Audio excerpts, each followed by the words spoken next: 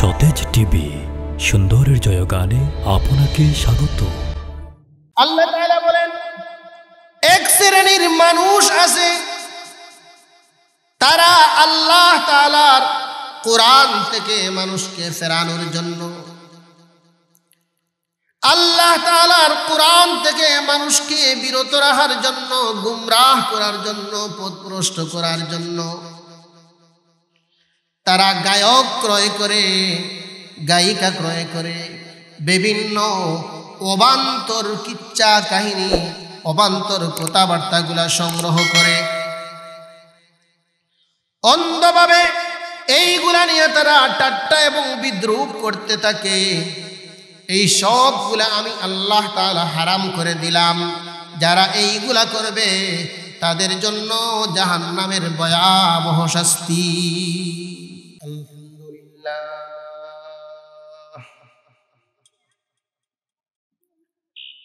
আলহামদুলিল্লাহিল্লাযী জাআলাশ শামসা ওয়াল Camara বিহুসবান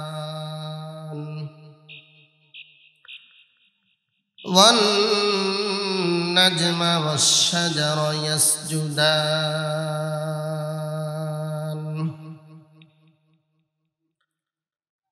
ওয়া ফাদ্দালা জামানান আলা জামান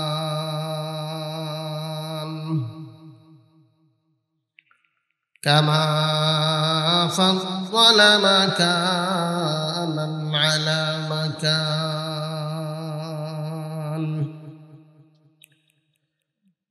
ওয়া ইনসানান আলা ইনসান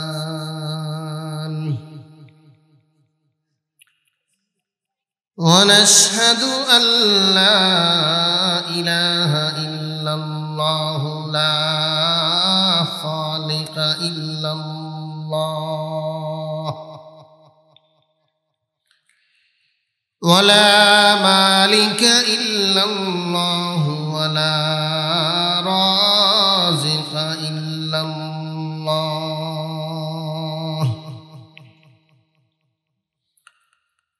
ولا محيي إلا الله ولا مميت إلا الله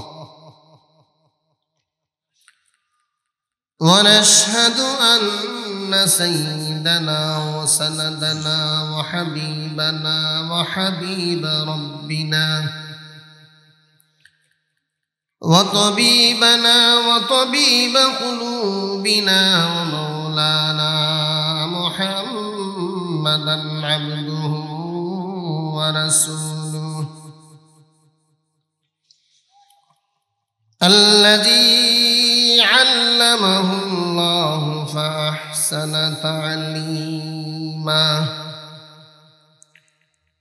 وأدبه الله فأحسن تأديبا ثم بعثه الله إلى كافة الناس معلما اللهم فصل وسلم عليه وعلى آله وأصحابه وذرياته وعلى آله وأصحابه وذرياته وأهل بيته وعلماء أمته وفقهاء ملته ونجباء طريقته أجمعين.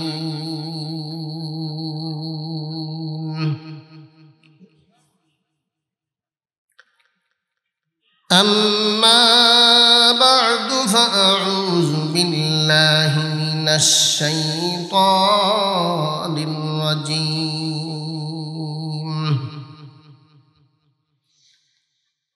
بسم الله الرحمن الرحيم.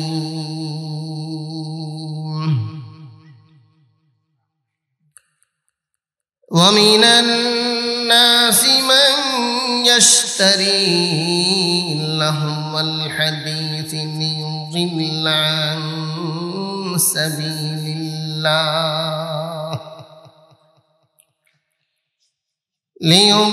عن سبيل الله بغير علم ويتخذها هزوا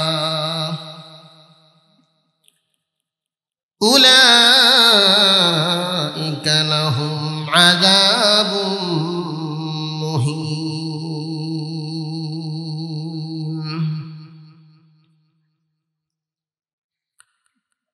وقال رسول الله صلى الله عليه وسلم الغنى ينبت النفاق في القلب كما ينبت الماء الكلى. بارك الله لنا ولكم في القرآن العظيم ونفعنا وإياكم بالآيات والذكر الحكيم.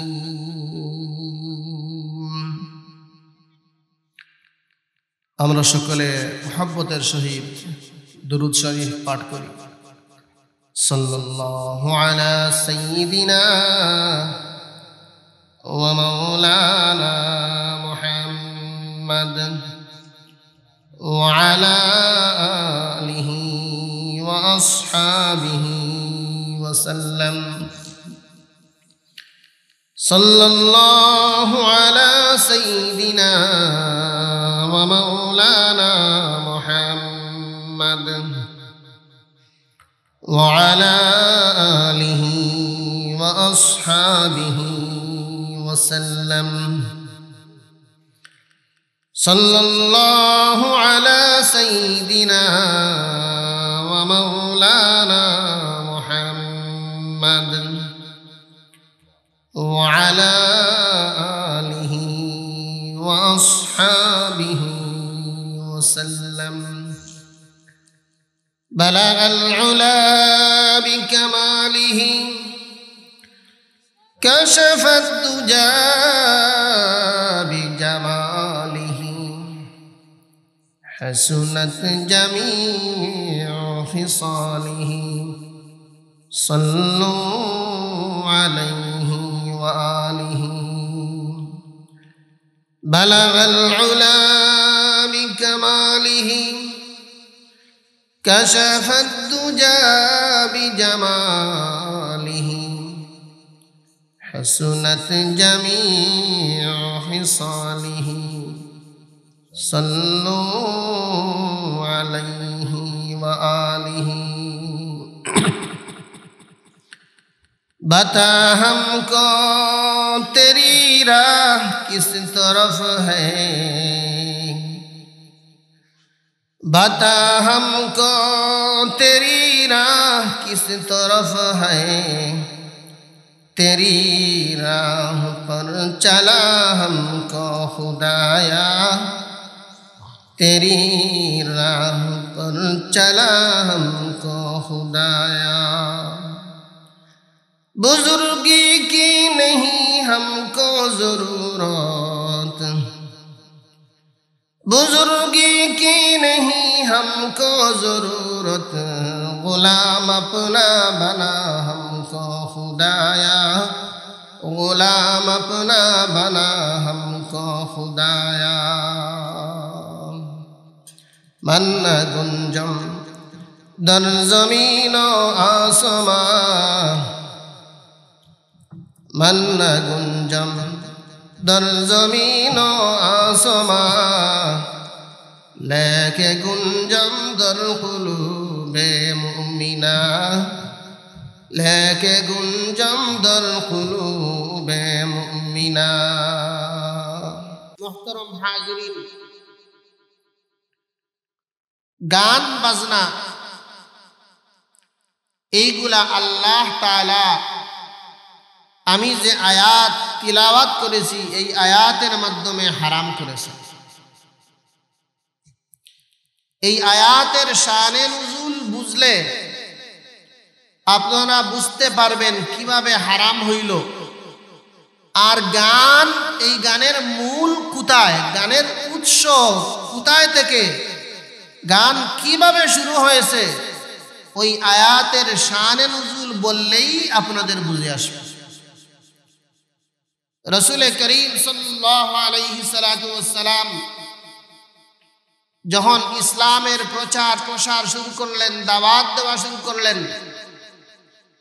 তখন আস্তে আস্তে একজন দুইজন এইভাবে মানুষ ইসলাম ধর্মে আসা শুরু হইল, ইসলাম ধর্ম গ্রহণ করা শুরু হইল। কেউ রাসূল করিম সাল্লাল্লাহু আলাইহি সাল্লাতু ওয়াসসালামের দালাইল এবং প্রমাণ দেখেই ইসলাম ধর্ম গ্রহণ করে, কেউ রাসূল করিম সাল্লাল্লাহু আলাইহি সাল্লাতু ওয়াসসালামের সততা দেখে ইসলাম ধর্ম গ্রহণ করে, কেউ রাসূল করিম সাল্লাল্লাহু আলাইহি সাল্লাতু ওয়াসসালামের চলাফেরা, আদর্শ, আখলাক, চরিত্র এইগুলা দেখে ইসলাম ধর্ম গ্রহণ করে। আবার কেউ রাসূল করিম সাল্লাল্লাহু আলাইহি সাল্লাতু ওয়াসসালামের সুমধুর কণ্ঠে কোরআনে কারীমের তিলাওয়াত শুনে ইসলাম ধর্ম গ্রহণ করে। সুবহানাল্লাহ, সুবহানাল্লাহ হইতানানি আরো জোরে, সুবহানাল্লাহর আওয়াজ আরো জোরে হইত। হৌকা সবাই আরো জোরে হৌকা। হাদিসের মধ্যে আইছে সুবহানাল্লাহ একবার বলার সাথে সাথে আসমান এবং জমিনের মধ্যখান সওয়াবে ভরে যায়। আরো অনেক ফজিলত আছে, এগুলা তো বিষয় নাই। রাসূল করিম সাল্লাল্লাহু আলাইহি সাল্লাতু ওয়াসসালামের তিলাওয়াত শুনে অনেক মুসলমান হয়ে যায়। এখন তো কাফির, মুশরিক, বেঈমান যারা নবীর দুশমন, তারা ভাবলো হায় হায় এত মজার তিলাওয়াত, এত সুমধুর কণ্ঠে, এত মজাদার তিলাওয়াত, এইগুলা যদি মানুষ শুনে তাহলে তো যাকে যাকে মুসলমান হবে, এদেরকে তো মুসলমান হওয়া থেকে, মুহাম্মদের হাত থেকে নিরাপদ রাখা সম্ভব না। এখন কি করা যায়? তখন তারা সবাই আইন ফাঁস করলো। আবু জেহেল, উতবা, সায়বা, রাবিয়া সকল এক জায়গায় বসে আইন ফাঁস করলো যে আজ থেকে মুহাম্মদের তিলাওয়াত শোনা যাওয়া নিষেধ। আমরা অনেক সময় অনেক আইন ফাঁস করি না? এইভাবে তারাও একটা রেজুলেশন পাস করলো, একটা আইন বানাইলো যে এখন থেকে আর আবু তালিবের বাতিজা মুহাম্মদের তিলাওয়াত শুনতে যাওয়া যাবে না, এখন থেকে নিষিদ্ধ। আল্লাহু আকবার। যারা নিষিদ্ধ করে বড় বড় লিডার আবু জেহেল, উতবা, সায়বা, রাবিয়া, তারাও দেখি এই সুমধুর কণ্ঠের তিলাওয়াত থেকে বাঁচতে পারে। সুবহানাল্লাহ। তারাও যখন রাত হয়, রাসূল করিম সাল্লাল্লাহু আলাইহি সাল্লাতু ওয়াসসালাম তাহাজ্জুদের সময় যখন তিলাওয়াত করেন, কোন কোন সময় সূরা ইয়াসিন তিলাওয়াত করেন, কোন কোন সময় সূরা রহমান তিলাওয়াত করেন। বিসমিল্লাহির রহমানির রহিম। আর রহমান আল্লামাল কুরআন খালাকাল ইনসান আল্লামাহুল বায়ান। এইভাবে রাসূল করিম সাল্লাল্লাহু আলাইহি ওয়াসাল্লামের কণ্ঠে যখন তিলাওয়াত শুরু হয়ে যায়, তখন ওই বড় বড় লিডার যারা এই সমুদুর কণ্ঠের আওয়াজ থেকে বিরত থাকতে পারে না, তাহাজ্জুদের সময় ওই আবু জেহেল, উতবা, সায়বা, রাবিয়া রাসূল করিম সাল্লাল্লাহু আলাইহি ওয়াসাল্লামের তিলাওয়াত শোনার জন্য চুপে চুপে চুপে চুপে রসুলের ঘরের চতুর্দিকে আসিয়া তিলাওয়াত শুনে। একদিন আসে, 2 দিন আসে, 3 দিন আসে, এইভাবে প্রতিদিন যদি আসে তাহলে ধরা হবে কি হবে না? একদিন না গোপন থাকে, 2 দিন না গোপন থাকে, প্রতিদিন ঘর থেকে বাহির হইয়া তারা কোথায় যায়? কয়েকদিন এইভাবে তিলাওয়াত শোনার পর এখন ফাঁস হয়ে গেল যে তারা আমাদেরকে নিষেধ দেয় মুহাম্মদের কাছে যাইতে, আবু তালিবের বাতিজার কাছে যাইতে আমাদেরকে নিষেধ দেয়, আর তারা রাত্রে দেখছো চুপে চুপে তিলাওয়াত শোনার জন্য যায়। চতুর্দিকে যখন আলোচনা শুরু হইল, এবার তারা বৃহৎ আকারে সবাই বসলো যে কি করা যায়, কি করা যায়? আমরা বড় বড় লিডার, আমরাও তো থাকতে পারি না, গোপনে গোপনে তিলাওয়াত শোনার জন্য পাগল। রাত যখন তাহাজ্জুদের সময় হয় তখন আর মনে মানে না, তিলাওয়াত শোনার জন্য চলে যায়। তাহলে সাধারণ মানুষকে কিভাবে আটকাবে? তখন তারা মিটিং বসলো। বসার পর বিভিন্ন পরামর্শ শুরু হইল যে এখন কোরআনে কারীমের বিকল্প কোনো কিছু লাগবে। মানুষকে কোরআন থেকে আটকাইতে হলে, কোরআন থেকে বিরত রাখতে চাইলে বিকল্প কোনো কিছু লাগবে, না হয়তো মানুষকে মুহাম্মদের তিলাওয়াত শোনা থেকে বিরত রাখা সম্ভব হবে না। তখন তো এইভাবে গানের প্রচলন ছিল না, বিকল্প কি বাহির করা যায়? তখন তারা সিদ্ধান্ত নিল এমন কিছু বাহির করতে হবে যে একজন গাইবে, একজন বলবে, আর তার ভিতরে কিছু এমন কিছু বাজনা, এমন কিছু ভাব থাকবে যে বাকি সব যাতে মন লাগাইয়া এইগুলা শুনতে থাকে। এমন গায়ক কোথায় পাইবেন যে গাইবে আর সবাই মন ভরে শুনবে? এইগুলো তো আমাদের আশপাশে নাই। তখন তারা এক ব্যক্তি নজর ইবনে হারেস, সে বিভিন্ন দেশ সফর করত ব্যবসার সিস্টেম। ব্যবসা করতে গেলে আপনারাও সিলেটে যান, ঢাকায় যান, মাল আনার জন্য ঢাকায় যান না? গ্রামে গঞ্জে যারা আছেন সিলেটে যান মাল আনার জন্য, আবার সিলেট যারা আছে তারা ঢাকা, চট্টগ্রাম, বিভিন্ন বাহিরের দেশ থেকেও কি আনে মাল।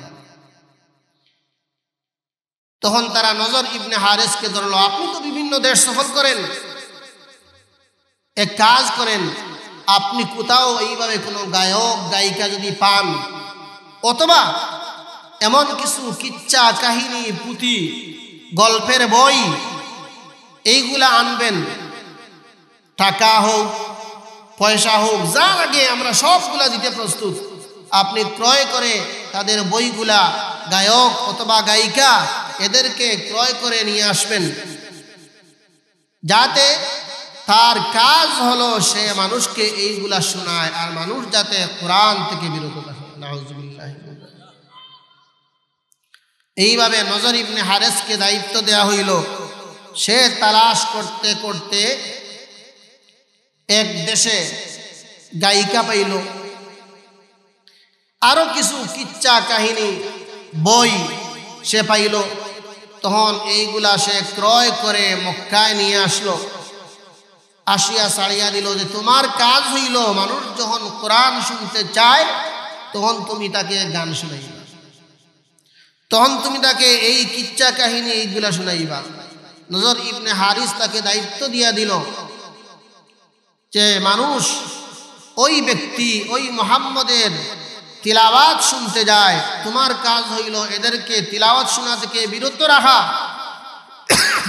তোমার কাজ হইল তাদেরকে এইভাবে কিচ্ছা কাহিনী, গল্প, গান এইগুলো তুমি তাদেরকে শোনাইবা, আর তারা ড্যান্স দিতে থাকবে, নাচতে থাকবে, তারা ভালো লাগবে, তাদের ভালো লাগবে, তখন আর মুহাম্মদের তিলাওয়াত শুনতে তারা যাইবে না। ঠিক এমনই করা হলো। নজর ইবনে হারিস মানুষকে বলতে লাগলো, এই তোমরা মুহাম্মদের তিলাওয়াত শুনতে যাও। সে এখানে বলে নামাজ পড়া লাগবে, ওযু করা লাগবে, মাসআলা মাসাইল শিখা লাগবে। তোমরা আমাদের ওখানে আসো, এখানে গান গাইবা, আনন্দ উল্লাস করবা, কোনো কষ্ট হবে না। পরে দেখা যায় বাস্তবেই অনেক মানুষ দেখা যায় এখন আর তিলাওয়াত শুনতে যায় না, ওখানে সময় পার করে দেয়, ওই গায়িকার কাছে পার করে দেয়, বিভিন্ন কিচ্ছা কাহিনী শুনে সময় পার করে দেয়, আর যায় না। আল্লাহ তাআলা এই গান এবং বাজনা এবং এই কিচ্ছা কাহিনী যেগুলাতে কোনো উপকার নাই, মিথ্যার অংশ বেশি, এইগুলাকে হারাম করার জন্য আল্লাহ তাআলা সূরা লুকমানের 6 নম্বর আয়াতে কারিমা নাযিল করলেন। আল্লাহ তাআলা বলেন, ওয়া মিনান নাসি মান ইয়াশতারি লাহওয়াল হাদিস লিয়ুযিল্লা আন সাবিলিল্লাহি বিগাইরি ইলমিন ওয়া ইয়াত্তাখিযাহা হুজুয়া উলাইকা লাহুম আযাবুম মুহিন। আল্লাহ তাআলা বলেন, এক শ্রেণীর মানুষ আছে, তারা আল্লাহ তাআলার কোরআন থেকে মানুষকে ফেরানোর জন্য, আল্লাহ তাআলার কোরআন থেকে মানুষকে বিরত রাখার জন্য, গুমরাহ করার জন্য, পথভ্রষ্ট করার জন্য তারা গায়ক ক্রয় করে, গায়িকা ক্রয় করে, বিভিন্ন অবান্তর কিচ্ছা কাহিনী, অবান্তর কথাবার্তাগুলা সংগ্রহ করে, অন্ধভাবে এইগুলা নিয়ে তারা ঠাট্টা এবং বিদ্রূপ করতে থাকে। এই সবগুলা আমি আল্লাহ তাআলা হারাম করে দিলাম। যারা এইগুলা করবে তাদের জন্য জাহান্নামের ভয়াবহ শাস্তি। আচ্ছা, এখন চিন্তা করেন, এই যে গান, এটার মূল উৎস, এই গান এটা বাহির কেন করা হয়েছে? কোরআনকে মিটানোর জন্য। এই গান এটা মূলত আসছে কোরআনের পক্ষে না কোরআনকে মিটানোর জন্য? খুব ভালো করে আপনারা চিন্তা করেন, ফলো করেন যে এই গানের উৎস কি। আমরা তো অনেক সময় বুঝি না, গান একটা বাজাই, দেখেন আপনি গান বাজাইলেন, কোরআনের বিরোধী হয়ে গেলেন। আর যখন আপনি কোরআনের বিরোধী হয়ে গেলেন, গানের পক্ষে আপনার মত চলে গেল, তখন তো আপনি জাহান্নামে যাওয়া ছাড়া কোনো উপায় নাই। উলাইকা লাহুম আযাবুম মুহিন। আল্লাহ তাআলা বলেন, আমি তাদেরকে জাহান্নামের অবমাননাকর শাস্তি, লাঞ্ছনাকর শাস্তি আমি আল্লাহ তাআলা তাদের জন্য রাখলাম। তাহলে গান গাওয়া, গান শোনা এটা সহজ বিষয় না, এটা অত্যন্ত জটিল। গান এটা হলো সরাসরি কোরআন বিরোধী। গান এটা হলো সরাসরি কোরআন বিরোধী। কোরআনকে মিটানোর জন্য গানের আবিষ্কার হয়েছে, কোরআনকে মিটানোর জন্য গানের আবিষ্কার। তাহলে যে মানুষ গানের বিরোধী হয় তার ঠিকানা কোথায় হবে? আর যে কোরআনের পক্ষে হবে তার ঠিকানা কি হবে? হাদিসের মধ্যে রাসূল করিম সাল্লাল্লাহু আলাইহি ওয়াসাল্লাম বলেন, আল কুরআনু শাফিউন মুশাফফাউন ওয়া মাহিলুন মুসাদ্দাকুন মান জাআলাহু আমামাহু কাদাহু ইলাল জান্নাহ ওয়া মান জাআলাহু খালফা যহরিহি সাকাতাহু ইলান নার। কোরআন এটা শাফি, সুপারিশকারী। কোরআন সুপারিশ করবে, আল্লাহ তাআলা কোরআনের সুপারিশ গ্রহণ করবেন, কোরআন অনুযায়ী জীবনযাপন করবে, কোরআন তাকে সুপারিশ করে জান্নাতে নিয়ে যাবে। আর কোরআন বিরোধী হবেন, কোরআন ধাক্কা দিয়া আপনাকে জাহান্নামে ফেলে দিবে। তাহলে আজ থেকে আপনারা গানের পক্ষে, কোরআনের বিপক্ষে এভাবে হবেন না কোরআনের পক্ষে হবেন? কোন মুসলমান কোরআন বিরোধী হতে পারে না। কোন মুসলমান কোরআন বিরোধী হতে পারে না। তার কাজ হলো কোরআনের পক্ষে কথা বলা।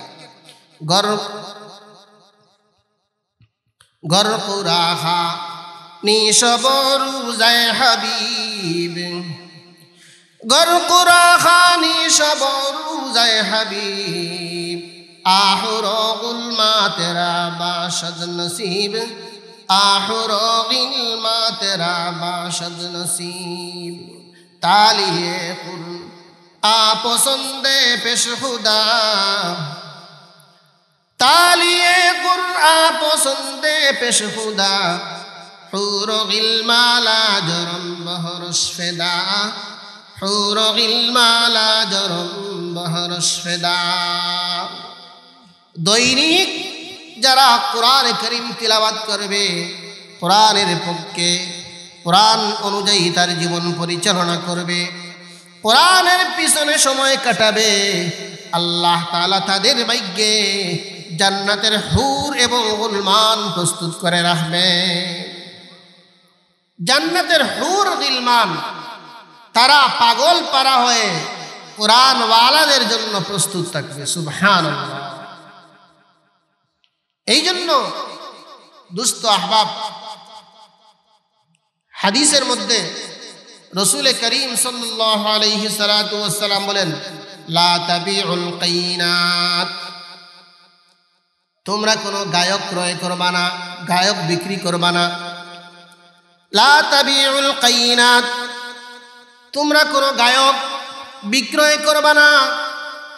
ওয়ালা তাশতারুহুন্না, কোনো গায়ক ক্রয় করবা না, কোনো গায়িকাও ক্রয় করবা না, কোনো গায়িকা বিক্রিও করবা না।